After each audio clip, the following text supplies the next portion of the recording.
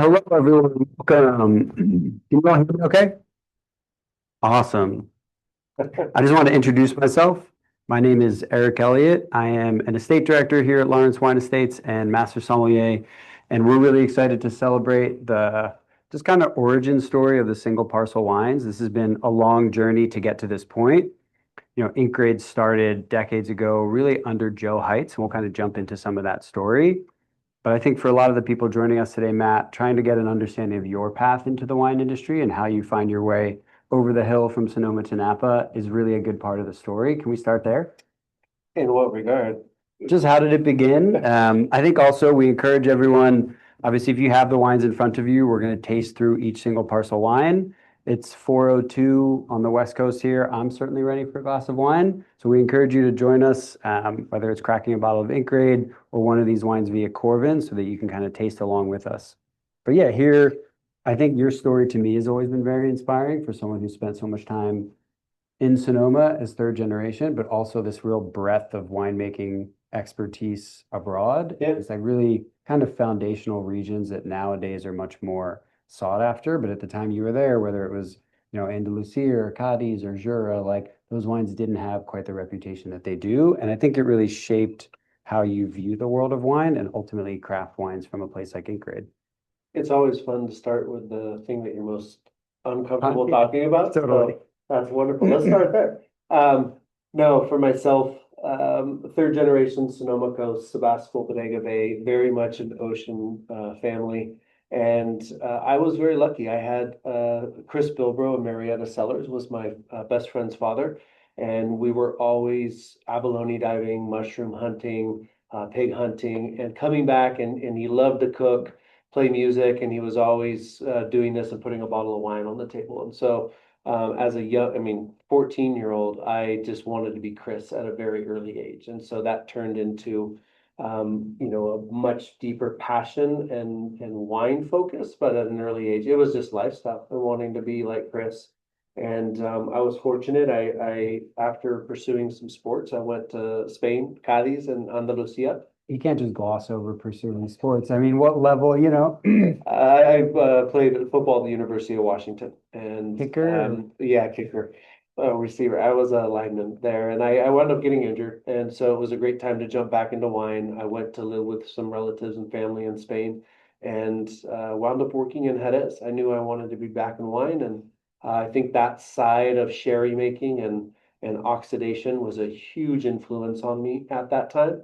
And I lived with family in Switzerland for a summer when I was over there and my dad's side, and very much got into biodynamics at that point. And that was something where I came back. I wound up jumping immediately into Joseph Swan and working with great Pinot and Zinfandel. And then from there, got my degree at Fresno State and wound up doing a thesis on whole cluster fermentation Pinot Noir and going to Domaine du Jacques to work with Jacques Says and Jeremy Says. Some fun tie-in collaborations. Again, at this point, it's funny how the world just full circle comes back. But worked with them and then wrote a letter to the Arajos and Arajo Islay Vineyard and went there and wound up taking over starting their biodynamic program and getting into being the vineyard manager and assistant winemaker to Francois Pachon, and then taking over winemaking and got to a point where I just needed to get back out to Sonoma County and really pursue the types of wines that I wanted to make. And went out to the coast to plant my spot and a family vineyard out there in Occidental. And then continued on some small projects, a lot of farming, a lot of farming, not just grapes, row crops, animals, orchards, grains, grasses, lots of things. And so and then I was full tilt over there, and Carlton came calling and said, really wanted me to come back over for this project Ink Grade. And he said, listen, we love the same style. We both are agree that we love this era of We're Napa. speaking the same language. Yeah, and we want to do this. Oh, and by the way, you'd be able to start with a 30-year-old vineyard on Howell Mountain. And I'm a big, from all this farming and all these years, it's very much has to sing energetically with me. And I went up to the property and I spent 2 nights up there, and the property just is insanity. It really spoke to me. And at that point, I came on board to do ink grade and then over time I've jumped into making Hanes and Trailside and still doing my little project on the coast. Lots of things going on. There you go, summed up. Can you help We're done with that now. just kind of help ground us in like what it feels like to be at Ink Grade? Because I know the first time I went up there, it's obviously tucked away kind of the northeastern portion of the valley. And it doesn't feel like anywhere else in Napa I've ever really been, right? You often associate Napa when you're driving around, you see a lot of valley floor vineyards, especially if you're on the trail or Highway 29. Obviously, you see the Mayacamas and the Vaca ranges and how that shapes the region. But Howell Mountain is a bit remote, and to me, Ink Grade is even the most remote portion of Howell Mountain. There's a seclusion up there. Yeah. And is that something like, had you heard of Ink Grade when you had spent time in Napa in the past? Not so much because ink grade, Joe never let anybody put ink grade on the label. Yeah, he was And very protective so a of it. lot of people work with the fruit. I had not, and I didn't even know ink grade, anything like this existed. And so I spent a lot of time, even when you go to Howell Mountain in the area of Dunn and Cade and O'Shaughnessy and Odette and what those are, you're up near more so the plateau side. I had been to Black Sears, but even then, I didn't know ink grade existed. And it's that side of so many of those mountain vineyards are just kind of tucked away and you don't even know where they're They're at, but so they're remote. usually small parcels within, forested areas or Mhm. a 10-acre vineyard or a 20-acre vineyard. This is a 750-acre property on the side of the mountain. And then on top of that, it was rushed to be planted in 2 years because the majority of the vineyards over 30% slope. And in 1993, they eliminated anything over 30% slope ever being planted again. So you really have this vineyard that just is all these little blocks on the side of a mountain. Think Priora, think Douro in Portugal, 60% slope in areas. This is just terraced down the side of a mountain, all over the side of a mountain. And really, I had no idea this was up there. And the amount of people, once I started and came over on the project, the amount of people that reached out were like, "You're up at Incre." I used to work with that fruit in 05 and oh People 07 were and 10 excited. and 12. They were very excited and they loved the fruit, but it had gone into people's Napa Valley or Howell Mountain wines and was never a vineyard designate. So there just wasn't that history on it of it being on its own. Everybody had to use it as a blender. Yeah, because Joe wouldn't give the name to anybody else. Only in a couple early vintages like oh or 01 or something, Barons and Hitchcock Yeah, had a couple, but then I it wonder was what the story is of that. yeah, Obviously, so the elevations go from around 600 feet, kind of where the Sauvignon Blanc is, down by Valley Oak, all yeah. all the way up past where the Merlot is, the Lost Clouds that we'll taste. I know the primary way you access a vineyard is really through ATVs, right? Because it's just challenging to navigate in any other vehicle. Very, it's essentially it's like 750 up to 2,350 feet planted. And then that really kind of goes like this.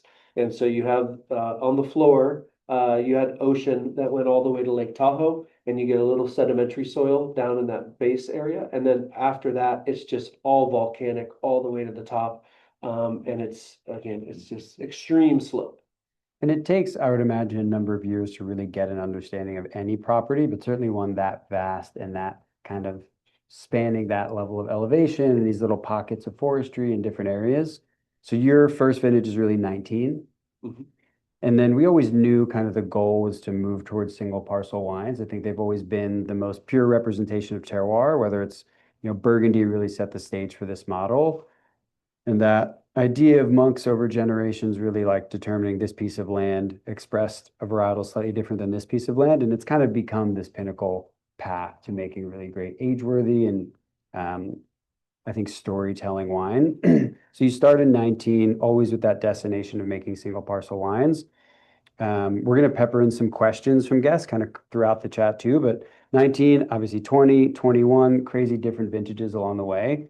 When did you start to feel confident in really the 22 year, knowing that that would be the first release of single parcel wines and the first chance you'd have to make them? Yeah, and to touch on that, what you had said really quickly is that side of separating things out. I think that we maybe went a little bit insane with that. Sure. And when we're young in our career, I think we go insane with that. That side of Push it too wanting to far. see every single piece and what it is. And that side of, ink grade, that's a tough thing. I could have 400 ferments Yeah. in the winery. And that's just not logistically possible. But at the same time, I think I had some great mentors, and Michael Salacci at Opus One and Francois Pichon. They went to school together at Davis, and we were always tasting in groups. And one of the things that really came back to me that was implored early on was that all the separation they had done, they had found that hands down over time, always the best wines were when you had things that were of similar quality, but different areas and such, co-fermenting. And what two things, the potential for a higher possibility. Greater than the sum of its parts, kind of. Exactly. And then that other side of things is that especially when you could pepper in a little bit of co-fermentation of like a little Cab Franc with a Cab Sauv Sure. or somewhere,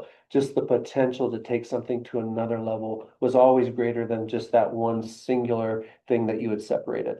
And so that became the side of over time, I really started to see these areas that ripened differently from everything else and how they came together. And so you had these areas around the property that became the single parcels, but at the time it was just kind of like a logistic fermentation side. This whole area is like on like on like. Yep. And they mature at the same rate, they do the same thing. These are going to co-ferment together here. This area over here is completely separate. It's way later, but the backside of this portion is different than this portion. And so those came into the winery as kind of things that would come together that I would co-ferment. And so when tasked at one point, Carlton said, we have all these numbers up at the vineyard. It's, block B6 and C4. Really romantic. Yeah, really romantic. He said, how do you feel about naming some of these areas? And I said, what's great is that now over time, I'm seeing all the areas and how they come in together. I can give them names based on how they're kind of really going to come in and ferment together.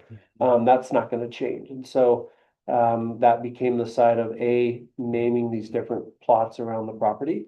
And then over time, what we just saw was the fact that, man, there's just something really, really, really, really special about these different areas and how the wines show themselves.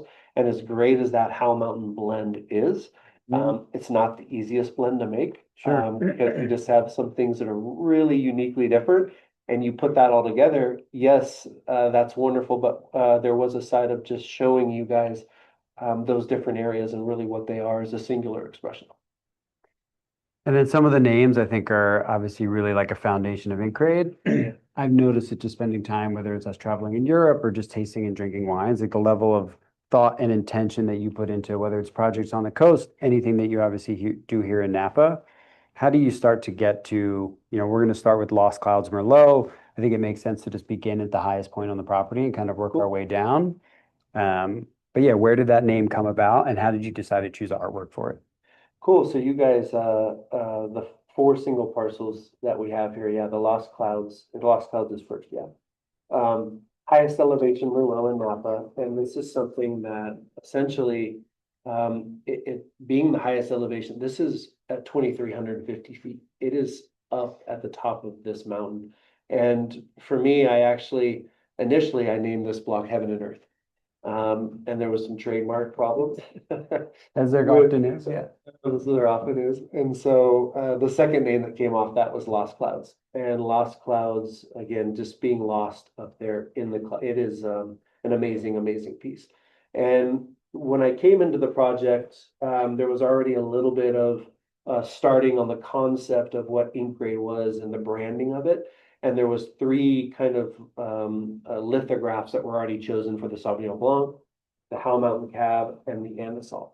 And so for me, every other wine since then, there's really been an opportunity to go deep into lithograph exploration and try to match now that side of energetically what I feel the wines give from an aromatic standpoint and a structural standpoint, just what they are in their genetics and DNA, and try to match that with the label on the front. And I think that Merlot constantly has like this aquamarine violet side to it that comes through that's really pretty. And it is mountain Merlot, but it's also a side of it still gives just this floralness that's really kind of in that, again, that color scheme for me all the time. And I wanted that. I wanted something to project that via water and in that color. And so that side of, I don't know. That's the first one on the left.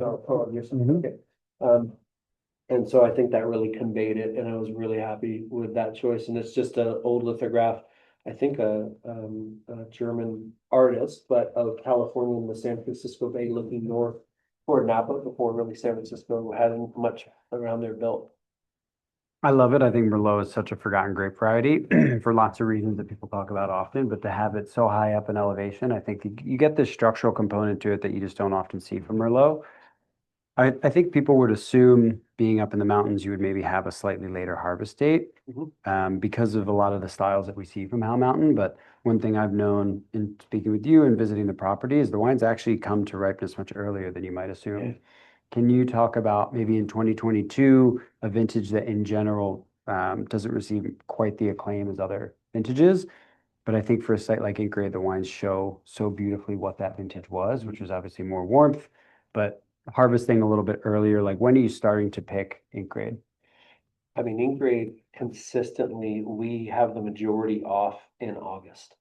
And, 2022 is a story of two vintages. It really is. You have all the fruit that was harvested after Labor Day and the fruit that was harvested before. And we were 85% picked off the mountain by Labor Day. And so all of these wines were picked prior. And for me, yeah, it's a site where one of the unique sides of Ink Grade is that because of the elevation and where it sits, you kind of get a side during the day where it gets warm down on the floor and a lot of breeze, and there's a wonderful coolness up top. And then as you move throughout the day, that kind of heat rises back up, and you get this side of at nighttime. It just sits in this realm where the stomata don't close. It doesn't get exceedingly hot, but it doesn't get cold either. And so the vines just never shut down. They just continually metabolize, and go. And so there's something where, one of the things in making lower alcohol wines is, especially when you get on the valley floor and you have that vigor and that side of plant growth that comes in, it's tough to match that because there's a lot there that has to surpass this green element. But this property, I mean, very low production, very small berries, 18, 17, 18 bricks, we're starting to surpass anything green. Mhm. And so it moves out of that realm and it just sits in this place where we can pick it earlier. And obviously we're dealing with a little bit of different phenolics and tannin than I would be if I'm picking at 27, 28, or 15% alcohol brick wines. But yeah, this property just keeps moving quickly. It surpasses everything. It starts a little behind, and then it just Jump. passes everything in the race. It's that, yeah. So We had, I think, a really great question. So, we're kind of coming up on 2025, 2026. Call it 5, 6 years of working with the fruit from Ink Grade. If you've tasted the same blocks from other years, how much difference do you think weather makes? Like, how much of it is rooted in site versus how much is rooted in maybe vintage? um, I mean, both. I think one of the things that you guys that have been tasting with us and tasting the wines and are seeing and know my wines and wines that I've made over the last 15 years, I think one of the biggest things that I stress is that side of the property, that natural voice of site and vintage coming through. And I think that it'd be very odd for me to make wine in a way where you just said you didn't distinguish the vintage. Totally. It just was kind of the same wine all the time. Monotone. I'm not a Coca-Cola Yeah, guy. it's a homogeneous For product sure. thing. Yeah. And so I think that, these wines and where we're picking them and such, I think that that's a wonderful side of Napa Valley because we've actually a couple vintages, 20 being ready to pick with the fire, starting and being ahead of that on the early side and then just the 2022 and the heat The wave heat that came around. through. Yep. So, and then in 23 with a longer later vintage that went on forever. It was a side of this property. We could push it into September for the first time. So yeah, it's beautiful site. I think as we move into Cabernet Sauvignon and Prophet's Water is the next wine, One of the things I always notice is like your wines in a lineup have this aromatic lift that is really, really distinct. I think Cabernet, especially from warm climates, can often become not just overripe, but the aromatics end up being really kind of like deep and more base driven is like a good analogy that I always think about. And you're able to kind of get this high tone lift out of the wines.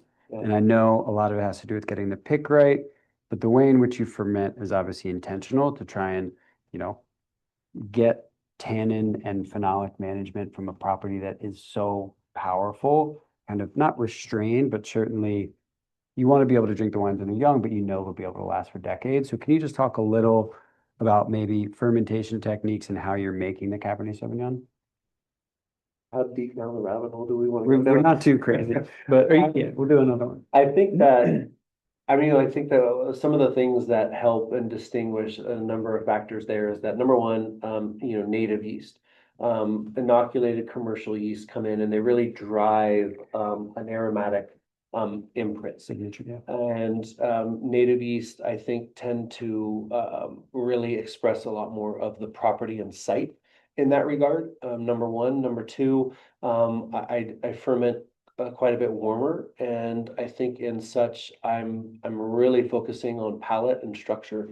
Cooler ferments and going that route is much more about capturing and elevating or lifting that aromatic primary lift. And so one of the things I don't think you're ever going to get on wines that I make, and I'm proud of this, is that side of it's very easy the warmer you get and climatically to just capitalize on the very easy red fruited Primary fruit. primary fruit. And keeping it cool and keeping all of that is something where I think that you get a lot of wines and they just explode out of the glass and you get this big wow moment.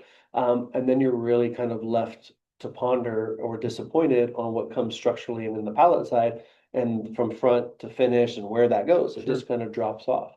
And so for me, I think that great vineyard sites, the aromatics are there, they're entwined in the genetics.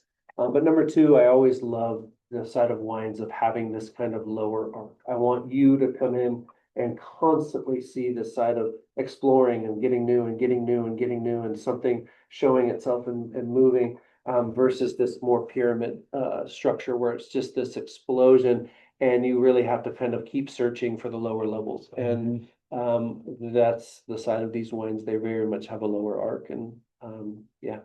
Those are some techniques. We can't give away all the secrets too.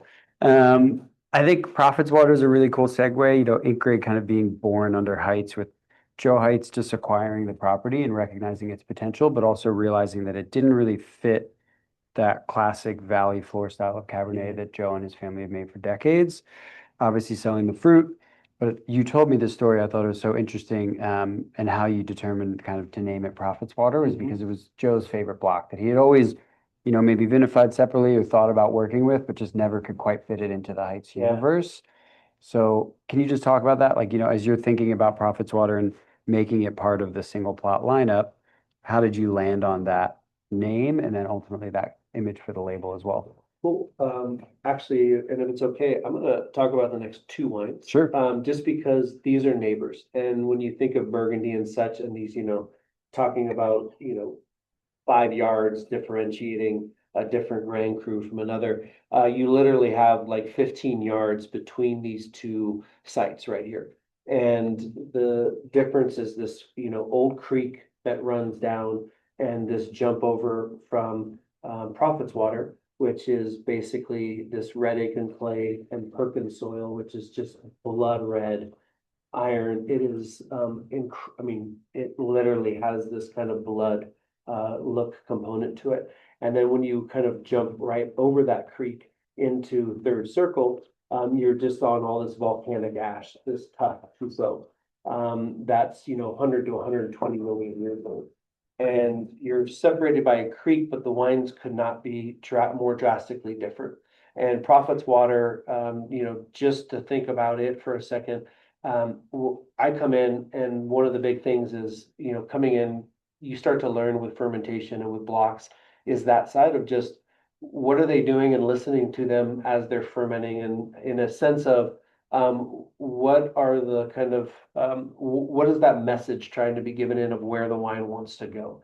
And you just become a better listener at those subtle and fleeting moments over Sure. time and being able to be and capture them. But Prophet's water is something where I would come in the morning and we do extractions on the wines, pump over, punch down, whatever it may be. And you would do one in the morning on Prophet's water, and you basically would get a middle finger for the rest of the day as that side of like, it does not want another extraction. It does not metabolize it, compartmentalize it. It just struggles to move it around and it just stays thorny. And it takes a long time to move an extraction around in that wine.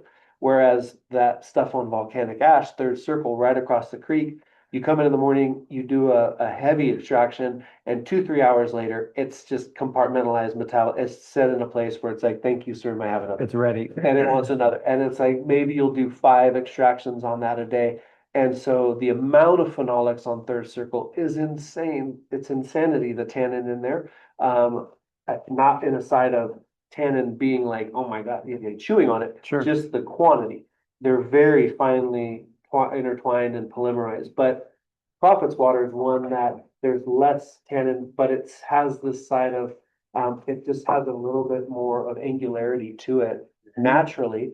But it's very aromatic and floral and pushes this side. And third circle goes very earth and a little bit darker, pushes in a different vein. And so it's so amazing and cool to me to see that side of, again, blending those two in the Howell Mountain. How do you do that, make it work And- versus keeping them separate? And the proximity to one another, I think it's easy to think that when vineyards, when they're really close, have Yeah. similar expressions, and a lot of the time they do, but there often is this real kind of line in the sand, both literally and figuratively, whether that's a soil type, whether that's exposure. There's all different kind of components that can contribute to that, but I think that it's really cool to see, one, how the wine's like the intention that goes into being really plugged in and listening during a ferment and Yeah. trying to understand like, how do I best express what this wine wants to give me and not force, because a lot of the time people end up doing kind of the same thing across everything. I get it, you want to remove a variable. I see it every year. It's all over. But really taking the time to, one, spend time on the land and understand, you know, what it's like to grow a grapevine there and inherently what the soils are and maybe what the struggles are for the vine. And then to understand that, bringing the fruit in and trying to reflect that in bottle, I think is really intentional. It ties into a really good question from Tyler. How do you think Howell Mountain's volcanic and rocky soils impact tannin structure and ageability relative to valley floor fruit? Oh my gosh, well, I mean, mountain fruit is its own species, 100%. I think that when you get up into what becomes volcanic soil, just the stress factor on vines and where they go, that side of berry size, the inside of intensity, the lower yield on the vines. Valley floor is something that, around the world, valley floor is not for grapes. It's for vegetables and row crops and grains and such. But you just get higher yield. And it's funny that a lot of places that are doing high-end wines there are really taking a different standpoint in farming. It's, capturing nitrogen and making it in the side of keeping more, devigoring the vines down and the yielding and the yield versus up on the mountain. It's like, we're lucky if we get 2 tons an acre off that side. They naturally just set themselves. But then on top of that, it's the amount of phenolics. Heights is never going to be able to make a wine like Howell Mountain or these Trailside, yeah. Trailside and Martha's and these wines down there. They are incredible for that. And for those, when you love Valley Floor and that a little bit easier side of what the phenolic is on that. But those that love mountain wines, love what the quantity of phenolics and what that does for the ageability and for the intensity of the wine. So, and volcanic on top of that, especially on a site like this, it just like, it starts to push that graphite vein in the wine that you get. It starts to push different complexities that you just do not get down on valley floor. I noticed that I lived in Aspen, Colorado for 7 years, at about 8,000 feet, and I can get a sunburn there in 9 minutes or so. And you just notice it anytime you go significantly up in elevation. Like it's just harder for things to live and function in the same setting. Obviously, if you're in a riverbed and close to easy access to water and soils that retain water, Yeah. you tend to have a slightly easier, whether it's higher yields or, you know, lower skin to juice ratio. So you end up having like more kind of plush fruit. Yeah. And it's always been this consistent thing as you go up into the mountains, higher skin to juice ratio, much, much smaller berries in yield. And as a result, you do get this like kind of pop of phenolics and tannin. And we know so much of the aromatic characteristics that come from grape varieties come from the skin. So it would make sense if you have that higher ratio, there's more characteristics to pull out. Obviously, there's lots of different schools of thought, but I think these wines 100% are so representative of what mountain Cabernet and Bordeaux varietals are. And third circle from a name standpoint, how do you come up with that? Well, off of the two of them, so Prophet's Water is something where, again, that side of that soil just being so blood colored, that resonated with me and it kept sitting with me. And I really kind of thought of, okay, we have this blood and we're this wine from the property. And they're kind of this reference kind of kept coming back to me. There's this famous book, maybe you read it, the Bible. But there's that blood into wine. And when that came up, that side of water into wine, that on that property, that site up there.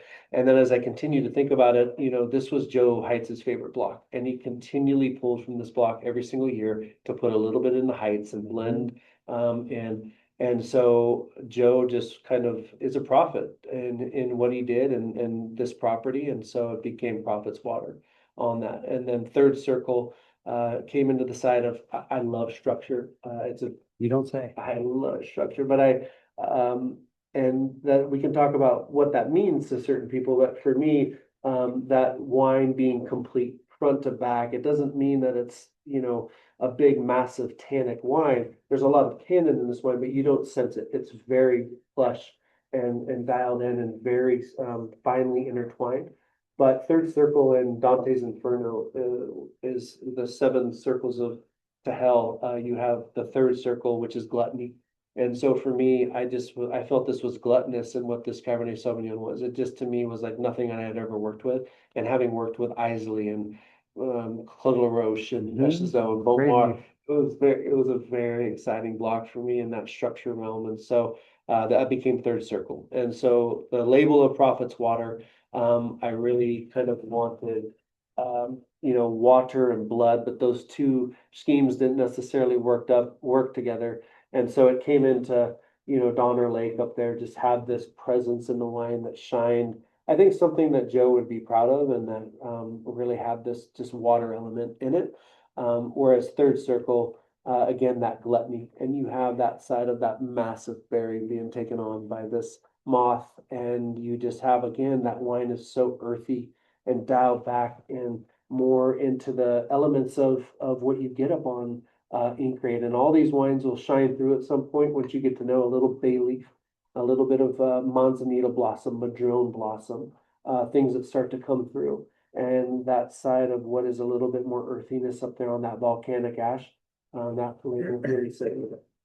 The wines have so much food and wine pairing opportunities too. I think you could go any direction from like roasted duck. I mean, you could certainly do things like of lamb or like more fattier cuts like ribeye or strip.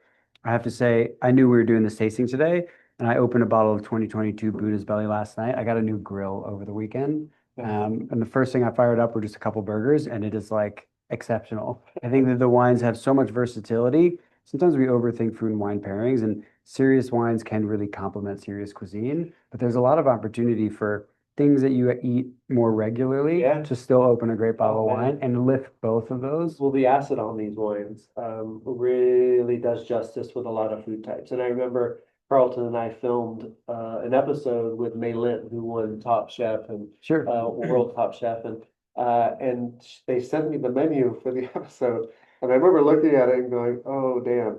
This is like Szechuan peppered lamb Stuff that and classically, just like massive amounts of soy, eggplant, and it just went down. And I thought, man, how are these wines going to show with that? And they couldn't have paired more beautifully. And so that's become a thing at home too. Like if we bring in Chinese or something, these actually work really well. oh, they go incredible with it. So like don't be afraid and think that you need to have that steak night. These go with so many different fare types of fare. And Buddha's belly.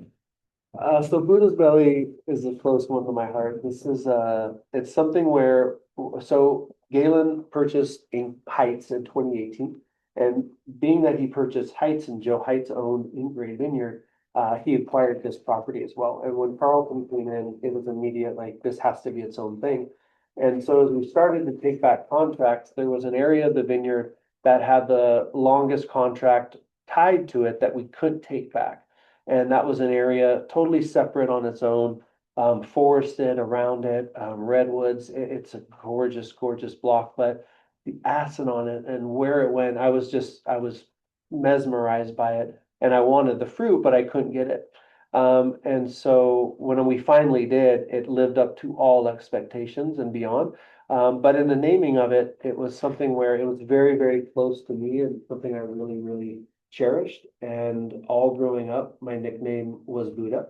And so it became this side where I just held this one kind of in that way that you don't want anybody else to touch it. You just want it for yourself. Yeah. And so kind of held it in the belly and so it became Buddha's belly. And it lived up to its hype. And then on top of that, when the side of choosing a label for this, I just think that there's a wonderful side of Barnell and what they represent, and there's a tremendous wisdom and allure, and just kind of that side of just being stealth silent, but packing a punch. And so it really tied in that side of wanting also not wanting every label to just be a beautiful landscape. But it did tie in. It was really, really pretty, and I thought it went perfectly energetically with what the wine is. I just finished this book. I'll give it to you. It's called What an Owl Knows, and it's fascinating. Actually, I Oh. think they're really, really incredible birds. And yeah, so there is kind of talk about potentially another single parcel wine maybe coming in the future. There is. There's one other single parcel, and it's called Threes Hollow, and it will come in 2023. And the reason we didn't do it in 22 is that I didn't know that we were gonna, at the time, be making these single parcels for the mailing list. All of these wines were fermented separately, kept separately, and they were gorgeous, but we didn't know that we were going to be doing this yet. And I used all the Threes Hollow to top everything. Classic. And so it's a So there's a little Threes Hollow in everything. There's a little Threes Hollow in all of them. Totally. But the one side that I'll say is that Threes Hollow, having made wine in Hawke's Bay, New Zealand, we don't use the word hollow as a geographical setting. And so it was something over there. A hollow is, I mean, think of like the Shire from Lord of the Rings. Sure. And what it sits. And this block up here is just, it's shaded, it's redwoods, it's green, it's dew. It's very much for me had a sense of hollow when I came into it, from a geographical standpoint. And then there's a flip side of the story, which is there's a block up there called J3, which I could not stand. It's the block I never wanted to work with. And it was planted later. Bay-rooted. It's a block that I told Carlton, I said, listen, you can sell this, but I'm not working with this fruit. And so I just felt it was very hollow as well in the sense of not having an inner core. Sure. And so there became a double entendre of Threes Hollow, as well as the geographical side of what a hollow is. And so the label has very much that kind of green, pastoral, beautiful setting as what I would imagine hollow being from a geographical sense. Yep. But not the hollow sense. So deep. I love this question too. This comes from Bart de Munich. It asks, Howell Mountain is the first AVA in all of Napa, mid-1980s, right? It kind of becomes and sets the stage for what sub-appellations in the region are. And I think it's arguably the most well-known of all the mountain appellations, partly because of that history, but also because of the producers that make wine there. But there are a number of other mountain AVAs, whether it's Spring Mountain, obviously Diamond Mountain, you've got Mount Veeder. So have you worked with fruit from other mountains? And how would you say Howell Mountain is really different than other mountain appellations, particularly in Napa Valley? It's funny, the only aviated mountain appellation I have not worked with, I know tremendously well, but I haven't worked with fruit from is Spring Mountain. We got to get you up to stone. I know it very well. I just have never worked with fruit from there. Yeah. From the five AVAs, I think that, the five mountain AVAs of Napa, Mountain Beater, Spring Mountain, and Diamond Mountain on the Mayakama range, and Howell Mountain and Atlas Peak on the Vaca Mountain range. Atlas Peak has to me a little bit of the least amount of variability in the sense that there's not as much forested, it's not as forested, it's not as, small parcels all around. You've got to get some moderating being that far south too, I would imagine, more so than you might get. Yeah, and I think so. You have a side of also very warm in that area, and Howell Mountain is something we can talk so unique in what it is historically. Mountain Beater is really close to the bay, and I always thought if I would ever come back to Napa, it would be to make wine from Mountain Beater. And I actually, with a project I was involved with, when I left Arajo, we purchased a piece of property on Mountain Beater, and didn't get to see it to fruition, but. Beautiful AVA, Mayakama wines up there. I mean, beautiful, wonderful, wonderful acids to the point of almost too much acid sometimes, which I love. That's a lot for you. And then Spring Mountain, again, I think of Spring Mountain and where it's at and shaded and kind of, again, the acid spectrum on that hillside and forested and a very, very unique uh, focal point, very high lifted wines. And then Diamond Mountain is something that I think, again, I love the side of Diamond Creek and where it's at, and where it's that property's at, but a lot of Diamond Mountain, it's really hot up there. Yeah. And so you have that potential of things just pushing a little bit too far. And Howell Mountain can have a little bit of that as well, and pushing a little bit far. So again, farming is very important to us, keeping natural acidity, and doing it in a way to make wines of this style. But yeah, Howell Mountain, I'm at the side of its history of, when phylloxera hit Napa Valley, it was something where there was this lore and myth that if you went to just incredibly poor soils, you could escape phylloxera. And because they had made a road connecting Pope Valley to Napa Valley at the time, because everything was at Etna Springs, and the train went to Etna Springs. It was a big resort and hot springs. Napa was just walnuts and cattle and, started some vineyards and such. But a lot of people, because there was homesteading on the road, they could go up in Howell Mountain and plant. And so a lot of the pre-prohibition wineries were on Howell Mountain.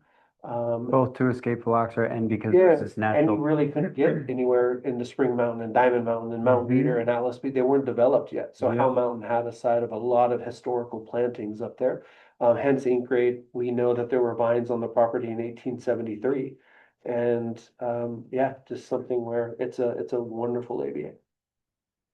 Yeah, I always think aspect, I mean, you get up into those mountain appellations and like aspect can have such a big factor, right? Most of ink grade is along that eastern side and you get a lot more protection from that intense heat, where if you're facing west, whether it's on any of the mountain appellations or certainly Howell, the style of wine is going to be more synonymous with just west facing vineyards than it would be maybe of a mountain AVA, because there's just such an intensity of sun. I want to open it up for a couple more questions. We actually did get one from a gentleman named Nate that is, Matt, why are you so handsome? I don't know if you know Nate. That could be. Oh my gosh. Now that I know who wrote this question, Nate, I love you. Thank you, my friend. We talked a little bit about obviously the 22s, 23 and what's coming with Threes Hollow, which I think is super exciting. And yeah, we look forward to really doing more of this. If there are any additional questions, please put them in the chat. Julie and Benjamin are here to assist us, but I'm always really inspired and excited to taste these wines. I think the best way to do it is to open them and taste them in this kind of order, or at least have them all open in some fashion, because the ability to jump back and forth and really pull out some of the unique aromatic and characteristics of the wines, both texturally and on the palate, I think is just, it's much more pronounced when you have a few of them open in front of you. Yeah. I think that also ties into, that future side of coming out into Napa and some of the opportunities to taste these all side by side. It's huge. Instead of, you popping 4 bottles at home on a Friday night is also a side of, coming out and visiting, but then having that opportunity with our team to go through all 4 of these wines and see for yourself what they are and what they're doing, because they're exceptional. It's really, really something I'm proud of.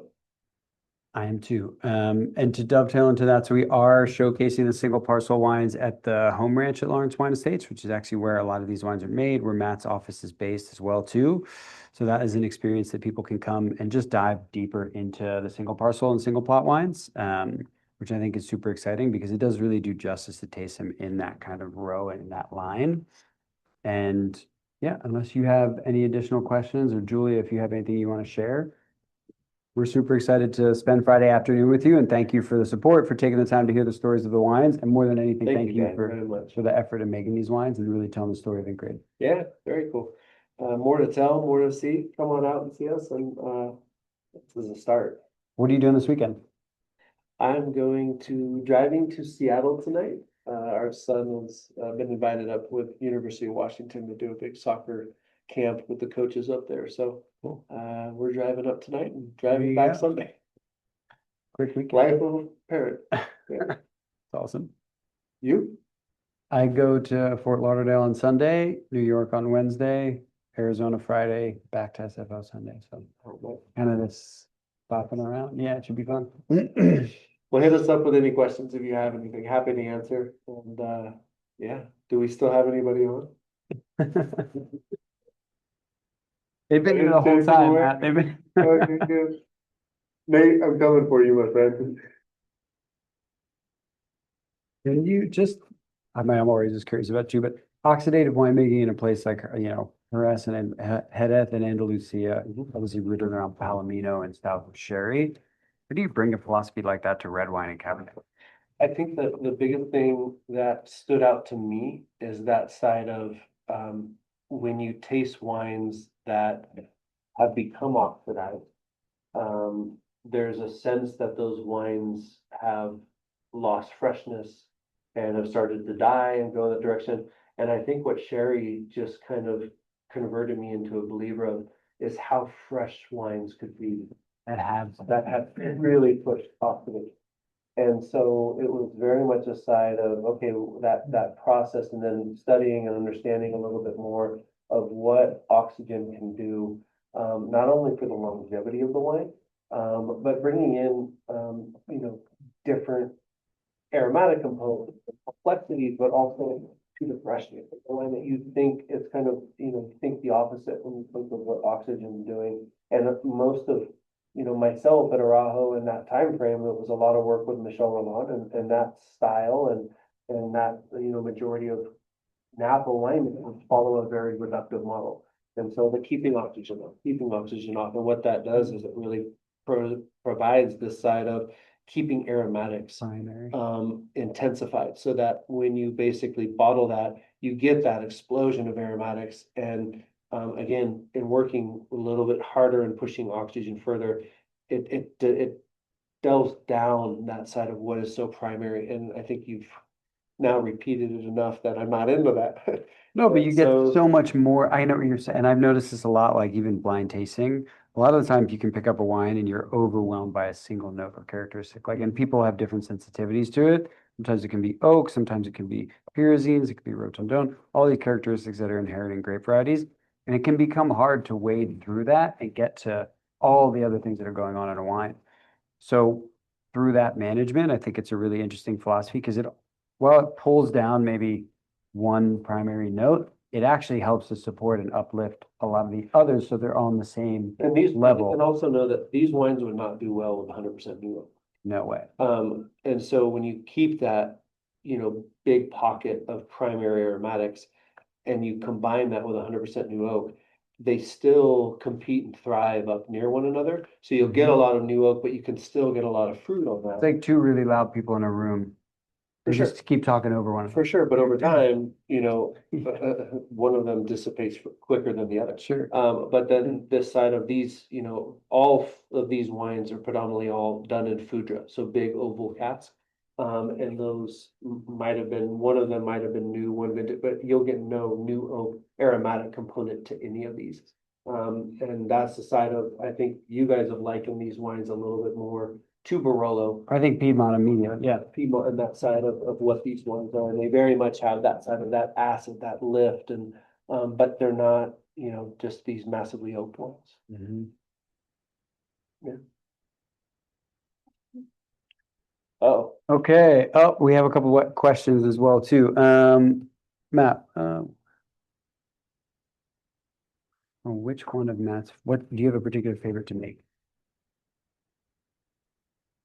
um, man, that's a good question. I mean, again, being somebody that loves structure, I love how far I can push third circle. And I also love the challenge of third circle because when you push structure that far, these wines are massive as they start to get near the end of fermentation. And if I put that straight to barrel, it would take 5, 6 years before those wines were even ready to bottle potentially. And so that side of needing that time and tank after, which just adds even more risk and things that go along with it. So you're talking third circles in tank for, let's say, 40 to 50 days. And profits water is more like maybe 30 to 40 days. Mm-hmm. And so I love that challenge of what third circle is, but I also just love when you have, I always talk about kind of thread count sheets, Yep. right? That side of the Napa Valley wines from this property would be more like that 500, 600 thread count. And then as you go up the mountain and go up higher elevation and volcanic, you get into the side of what's like 1,500 and the side of so finely intertwined and so much more there. But you sense it in the side of when you put it in your palate, you just sense that immediately what it is. And it's tough to distinguish people like saying 400, 600 feet, how much different that makes Sure. in a wine, but it really does. And so third circle is one of those where it's like, I mean, those are 3,000 count sheets. Yeah. It's like The so mo- much the intertwined with that. density, Yeah, yeah. it's insane. And then any plans, I know there's been some playing around with Petit Verdot, some other kind of fun stuff, other projects, but any plans to have any more use of Bordeaux varieties, especially something like Cab Franc, maybe in single parcel wine or? Love, love, love, love, love Cab Franc. We put some Cab Franc at the top of the mountain near the Merlot. And to date, it's been working its way into the Howell Mountain Blend. And yeah, I think that's a fun thing at some point. Right now, Lost Clouds has become that whole area up there. And it's Merlot based at the moment. It may be Merlot Cabernet Franc based. There might be a Cabernet Franc bottling one day on its own, but right now, it's a little bit juvenile, and I think it needs some time. But the hope and what it is showing itself right now to be is very, very high for that blocks. Amazing. Yeah, cool. Well, we'll let you get on the road to Seattle. Thank you again for taking the time. And thank you all for joining us and just hearing more about the story of the single parcel and single plot wines. Obviously, Matt's perspective on how to go about creating and representing these terroirs and also the best use for them for food and wine pairings.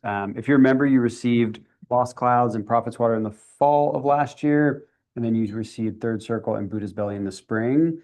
We still have a couple cases of some of these if you're interested. And then we're going to be moving on to the 23s in the fall.